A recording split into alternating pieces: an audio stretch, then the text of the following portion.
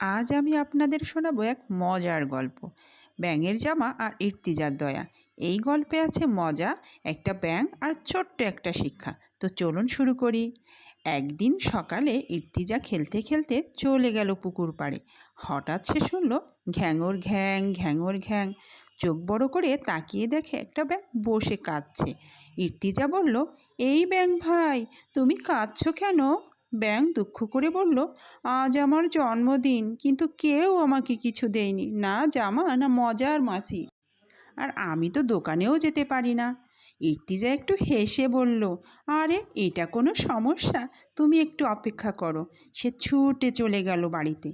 রঙিন কাগজ, গ্লিটার, আঠার তুলা দিয়ে বানিয়ে ফেললো একটা ছোট্ট জামা। তারপর ব্যাঙের জন্য বানালো একটা ছোট্ট কেকও। ব্যাঙ জামা পরলো, কেক খেলো আর আনন্দে লাফাতে লাগলো। সে বলল, এইটা আমার জীবনের সবচেয়ে সুন্দর জন্মদিন। সব ব্যাঙ এসে হৈ হৈ করে বলল, ইর্তিজা ইর্তিজা আমাদের তারকা, ইর্তিজা ইর্তিজা আমাদের তারকা। তখন ইর্তিজা হেসে বলল, দয়া করা খুব সুন্দর কাজ। পাখিরা গান ধরল আর ব্যাঙেরা একসাথে বলে উঠল, আমরাও ইর্তিজার মতো হব, মিষ্টি কথা বলবো আর সবাইকে ভালোবাসবো। ধন্যবাদ।